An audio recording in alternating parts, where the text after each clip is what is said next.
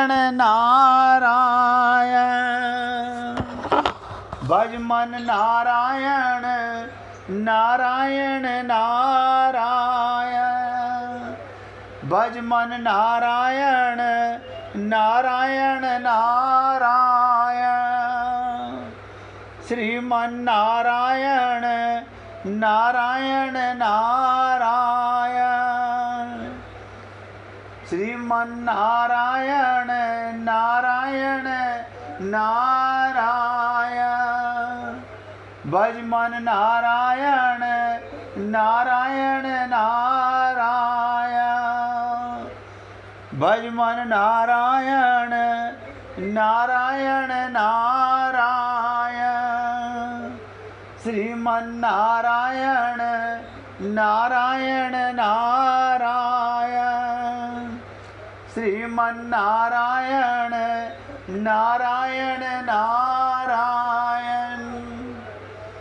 सभी पुण्य आत्मा पूरी एकाग्रता के साथ सुने और समझने का प्रयत्न करें। बार बार इसलिए निवेदन करता हूँ कि हमारा मन इतना बदमाश हो चुका है। हम सत्संग में शरीर को तो बैठाए रखते हैं, लेकिन ये मन न जाने कहाँ कहाँ भटकता रहता है, हमें पता भी नहीं चलता। भाई जी मोबाइल की आवाज़ बंद कर लीजिए। 8वें श्लोक में इसी 4थे अध्याय के भगवान अपने अवतार के उद्देश्य का वर्णन करके कि मेरे अवतार लेने का कारण क्या था, और 9वें श्लोक में भगवान ने अपने कर्मों की दिव्यता को जनाने का महात्म बताया। कर्मजन्य सिद्धि चाहने से ही कर्मों में मलिनता आती है, अतः कर्मों में दिव्यता पवित्रता कैसे आती है, ध्यान दीजिएगा। हमारे कर्म पवित्र कैसे हों, दिव्य कैसे हों। कर्म तो हम सब करते हैं क्योंकि कर्म योनि में है। इसे बताने के लिए अब भगवान अपने कर्मों की दिव्यता की विशेष चर्चा करने जा रहे हैं। यानी जैसे कर्म करेगा वैसे फल देगा भगवान। अपने मुंह मियाँ मिट्टू तो हम सब बनते हैं। हम सब मंदिर में जाएं, पंडित जी को 500 की जगह 1000 रुपये दे के आए, वो आपकी तारीफ करेगा, लेकिन भगवान की दृष्टि में हमारे में दिव्यता आई कि नहीं आई। भगवान कहते हैं चातुर्वर्ण्यम भया सृष्टम गुण कर्म विभागशः तस्य कर्म कर्मारपमपि माम विधि अकर्मरात अतत्यभव्यम न माम कर्माणि लिम्पयन्ति न मे कर्म फले स्पृधा इति माम यह अभिजानाति कर्मामि ना सहा। ये 2 श्लोक एक साथ, क्योंकि इनकी चर्चा एक साथ हो सकती है। भगवान कहते हैं मेरे द्वारा, यानी हमारे पिता के द्वारा, इस सृष्टि के रचयिता के द्वारा, सबको पालन करने वाले के द्वारा गुणों और कर्मों के विभाग पूर्वक चारों वर्णों की रचना की गई। भगवान ने कहा मेरे द्वारा चारों वर्णों की रचना की गई। सृष्टि की रचना आदि का कर्ता होने पर भी, भगवान सृष्टि के कर्ता भी हैं, होने पर भी मुझ अविनाशी, देखिएगा भगवान कहते हैं मुझ अविनाशी परमेश्वर को तू, किसे कहते हैं? अर्जुन को, तू अकर्ता जान। इसका क्या मतलब हुआ?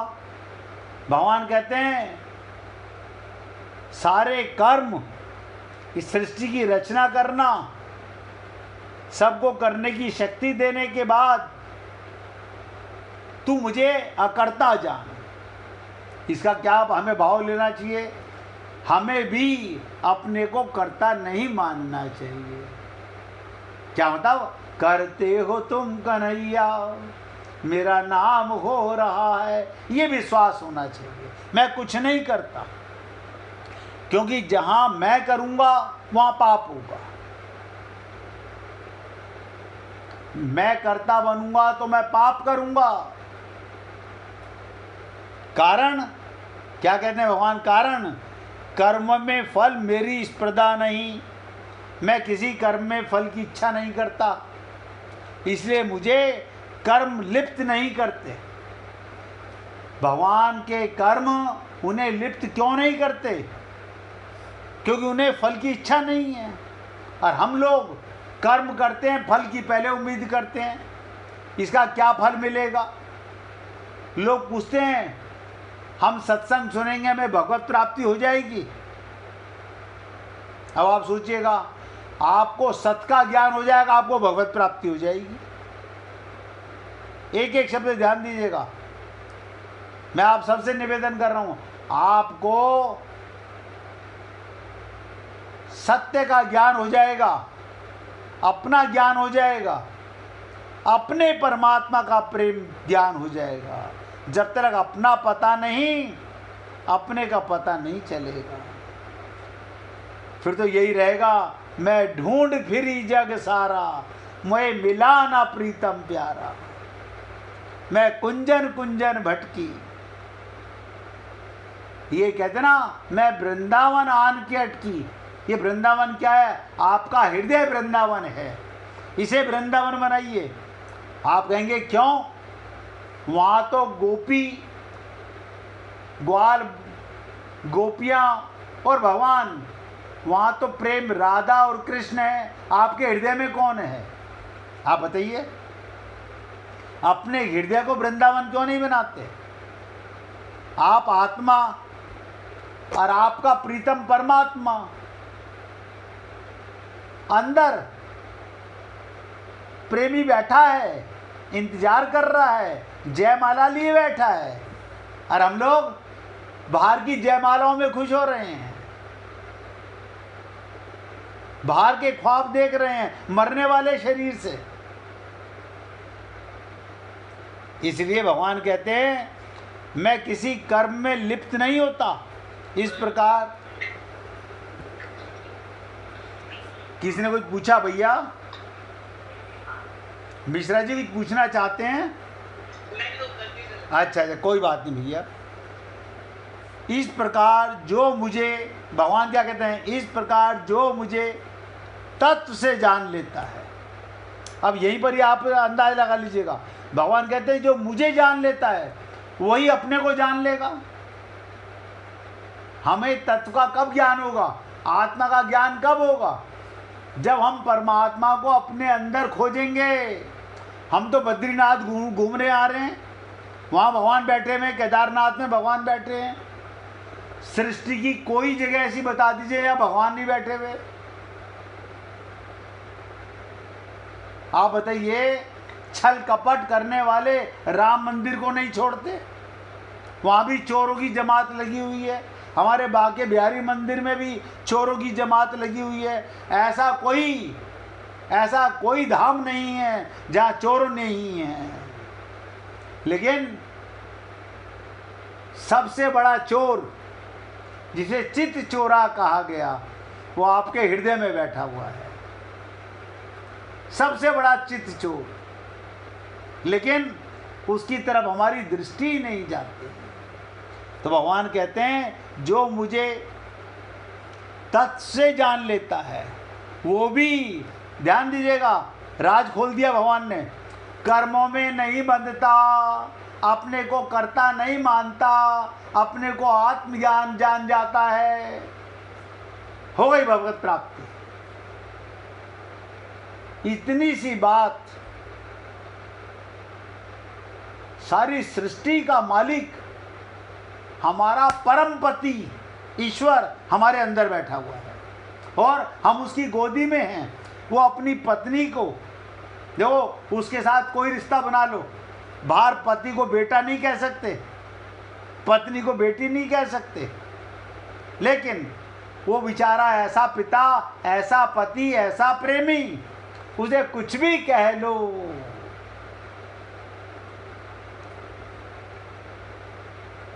इस श्लोक को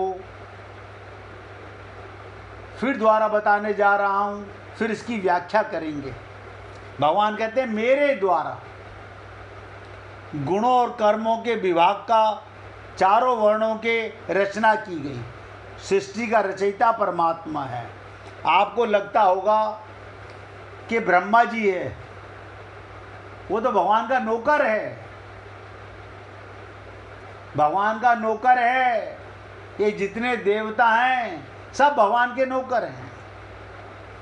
उस सृष्टि रचना आदि का कर्ता होने पर भी, यानी सबके अंदर बैठ के कर्म करता मैं हूं, पावर मैं देता हूं। मुझ में अविनाशी परमेश्वर को अकर्ता जान, यानी मैं कर्ता होने के बाद भी अकर्ता रहता हूं, क्योंकि मैं कुछ चाहता नहीं। कारण कर्मों के फल में मेरी आसक्ति नहीं है। और हमारी कितनी आसक्ति है। अभी दिवाली का सीजन चल रहा है। सेठ जी कारखाने में 24 घंटे कारखाना चलेगा,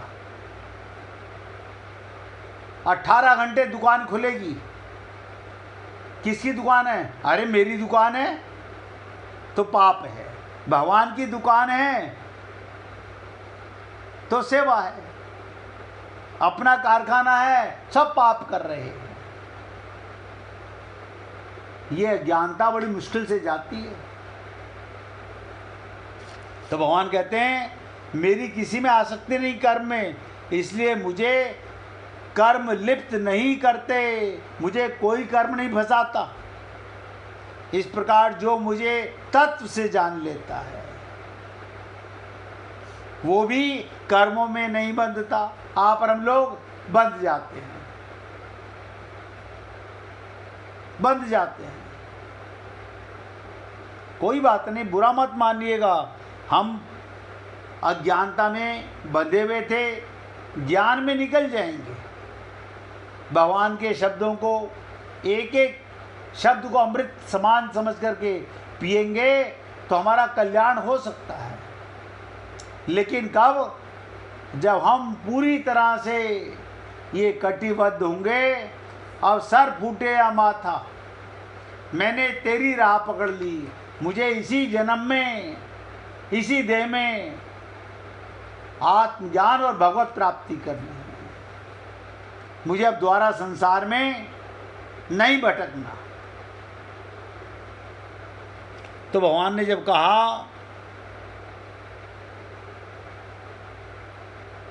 चतुर्वर्ण मया सृष्टिम गुण कर्म विभाग से, पूर्व जन्मों में किए गए कर्मों के अनुसार, ध्यान दीजिएगा हम कौन से वर्ण में आते हैं।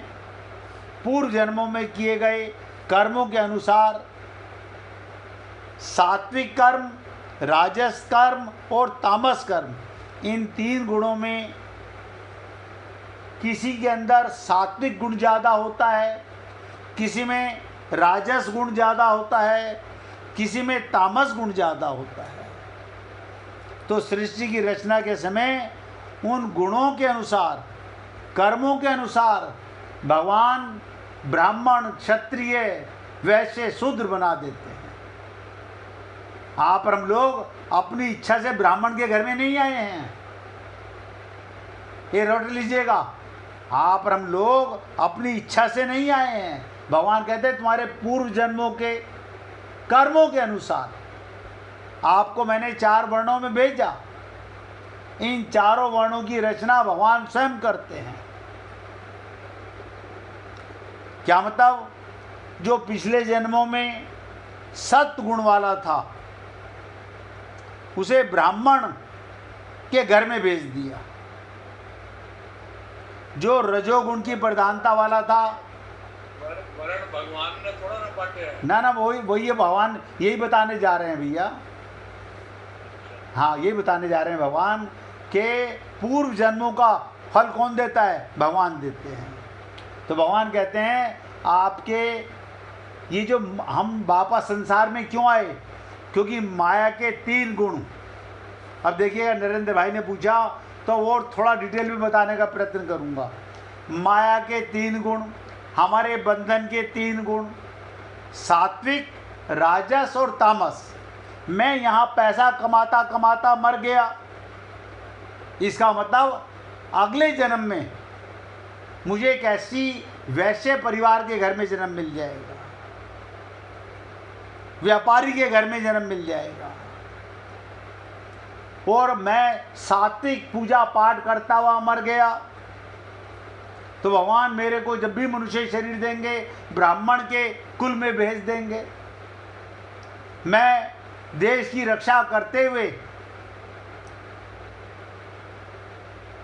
अगर मर गया तो क्षत्रिय कुल में चला जाऊंगा, और अगर मैं तामसिक प्रवृत्ति रखते हुए मरा तो मुझे शूद्र के घर में इन चारों वर्णों की रचना भगवान कहते हैं मैं स्वयं करता हूँ।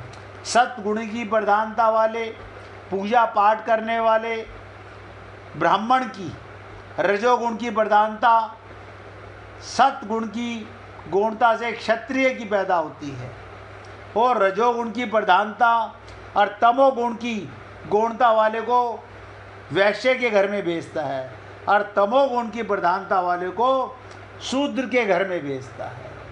भगवान गीता के अंदर 4थे अध्याय का 13वें श्लोक में ये बात बता रहे हैं।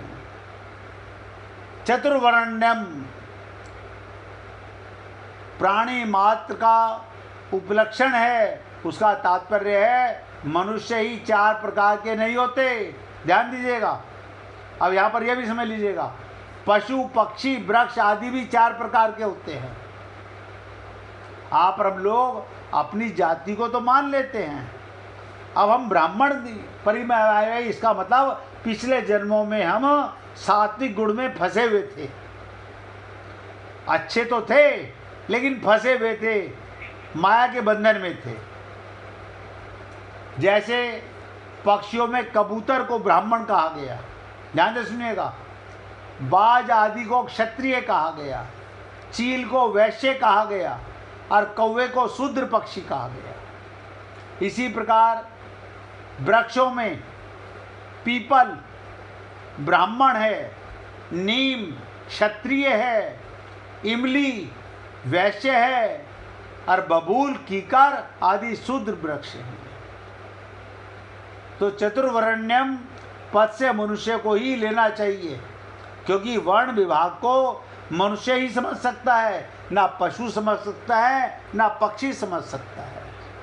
अब देखिए, अगले 5 मिनट में मैं अपनी चर्चा को तो विराम दूंगा। जिस किसी को भजन सुनाना हो तो निकाल के रखना भैया। भगवान कहते हैं 4 वर्णों की रचना मैंने ही की है। इसके भगवान का ये भाव भी है। क्या भाव है? एक तो ये मेरे ही अंश हैं। आप किसी भी वर्ण में जाएं, शूद्र वर्ण में गए, पशु पक्षी में गए, वृक्ष में गए, भगवान कहते हैं मेरे अंश हैं। देखिए, भगवान ने किसी को नकारा नहीं, सबको आत्मसात किया। ब्राह्मण भी मेरे अंश, शूद्र भी मेरे अंश, क्षत्रिय भी मेरे अंश, वैश्य भी मेरे अंश, पशु पक्षी भी मेरे अंश, वृक्ष भी मेरे अंश। इससे भगवान का ये भाव भी, एक तो ये मेरे ही अंश हैं, और दूसरे मेरे प्राणी मात्र का सुहृदय हूँ, मैं इन सब के हृदय में रहने वाला हूँ। अब आपके और हमारे हृदय में नित्य प्राप्त परमात्मा बैठा हुआ है। कल मिश्रा जी ने बहुत इंपॉर्टेंट बात पूछी कि किसी के घर में किसी के देह का अंत हो जाए तो सबसे पहले पूजा बंद कर दी जाती है। तो एक बार अंदर के परमात्मा को भी निकाल के बाहर बैठा दो, पड़ोसी को दे आओ। वो नहीं कर सकते तो ये छल कपट क्यों कर रहे हो? सारा पुरुषोत्तम तो अंदर बैठा हुआ है, ना आपको अपना पता है ना भगवान का पता है। जब तक व्यक्ति को अपना और अपने का नहीं पता होता तभी तक इन छल कपट के चक्रों में पड़ा रहता है, तभी तक ये कुसंग करता रहता है, संसार के कुचक्र में फंसा रहता है। नहीं अब लोग ऐसा कहेंगे, लोग, अरे बाबा तुम्हें लोगों से क्या लेना, तुम्हें आत्मज्ञान हो गया ना, तुम्हें पता चल गया ना परमात्मा अंदर है। जब मेरा प्रीतम मेरे पास है तो मैं लोगों की क्यों सुनूं, मैं लोगों की क्यों मानूं। लेकिन हम लोग इन कुरीतियों में, अज्ञानता में सत्संग सुनने के बाद भी फंसे रहते हैं, अपना कल्याण नहीं चाहते। इसलिए भगवान ने कहा चारों वर्णों की रचना मैंने ही की है।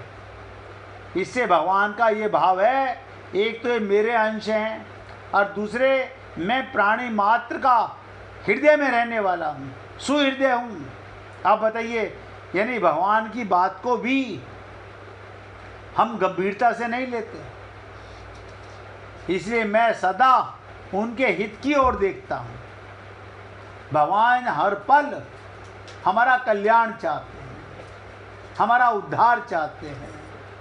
इसके विपरीत ना तो देवता के अंश हैं आप लोग, ध्यान से सुनिएगा, आप और हम लोग किसी देवता की संतान नहीं हैं, और ना देवता सबके हृदय में बैठे हुए हैं, ये भी भगवान बता रहे हैं। इसलिए मनुष्य को चाहिए वो अपने वर्ण के अनुसार समस्त कर्तव्य कर्म तो करे, लेकिन ध्यान में रखो सदा भगवान रहते साथ में। हमारे साथ कौन रहता है? भगवान रहता है। उसको कभी ना भूलना, भगवान को कभी ना भूलना ही भगवत प्राप्ति है। अगर ये जादूगरों के संसार के कुचक्र में आप हम लोग फंसे रहेंगे तो भैया मेरे सुनाने का और आपके सुनने का, अब देखिएगा मैं बताता हूँ, अभी हम ही लोगों में से कई ऐसे परिवार आएंगे, नहीं हम कह नहीं सके, हमारे रिश्तेदारों ने दबाव डाला। अरे काहे का दबाव डाला, काहे का दबाव डाला? तुम्हारा भगवान में प्रेम है कि नहीं है? परमात्मा तुम्हारे अंदर है कि नहीं है? ये कुचक्र कुरीतियाँ छोड़ोगे तो छूटेंगी, और पाले रहोगे तो बनी रहेंगी। इसलिए पुण्य आत्माओं, मनुष्य को चाहिए अपने अपने वर्ण के अनुसार कर्म करे और हमेशा नित्य प्राप्त परमात्मा की प्राप्ति का सुमिरन करता रहे। वो आपके हृदय में विराजमान है।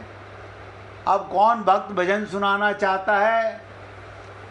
मिसी मेहरा कई बार सामने आई हैं, मीना जी भी सामने आ रही हैं, आज बड़ी खुशी हो रही है। राजकुमार जी भी सामने आ रहे हैं। चलिए 3 दिन की तो बुकिंग हो गई, ठीक है ना।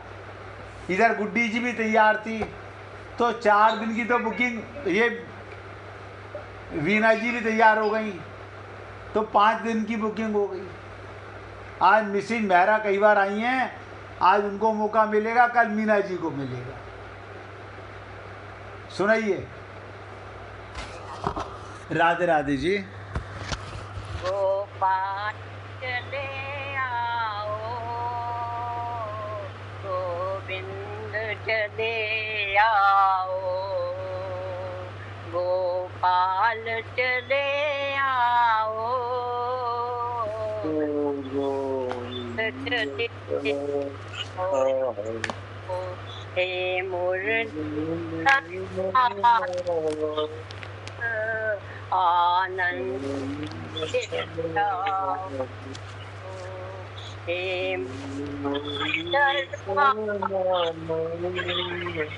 आनंद हे गोपाल चले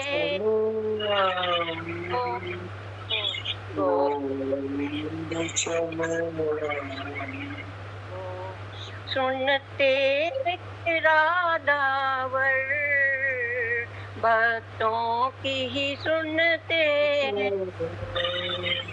सुनते भक्तों की सुनते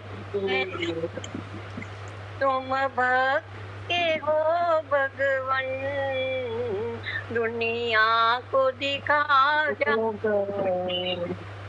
तुम भक्त के हो भगवन दुनिया को दिखा जाओ मुरलीधर माधव आनंद हे मुरलीधर आनंद चले आँखों में बसे हो तुम धड़कन में धड़कते हो आँखों में बसे धड़कन में धड़कते कुछ ऐसा करो भगवान सांसों में समा जाओ कुछ ऐसा सांसों में समा ये मुरली आनंद चले ये मुरली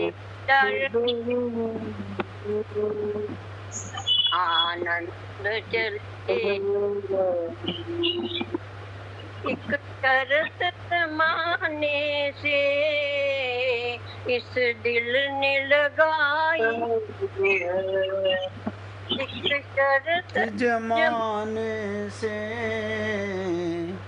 इस दिल ने लगाई है हाँ मुझको बुला लो तुम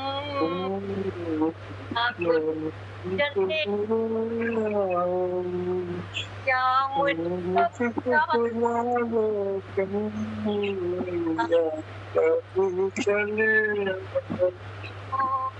हे मुरलीधर माधव आनंद चले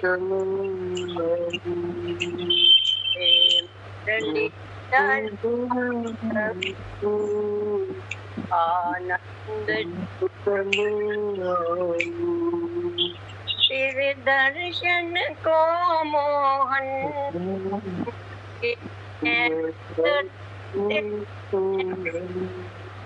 तेरे दर्शन को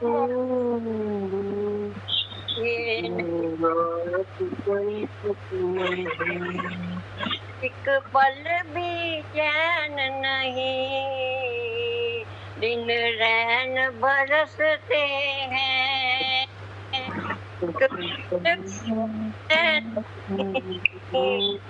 दिन रैन बरसते है अर्ज मेरी तुमसे अब और न तरसाओ है अर्ज मेरी तुमसे अब और न तरसाओ मुरलीधर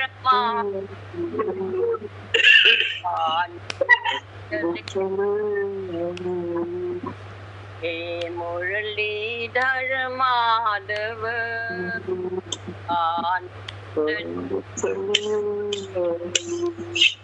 आनंद चले सानंद चले आओ आनंद चले आओ सानंद चले आओ हे मुरलीधर माधव आनंद चले आओ मुरलीधर माधव आनंद गोपाल चले आओ, गोविंद चले आओ, गोपाल चले आओ,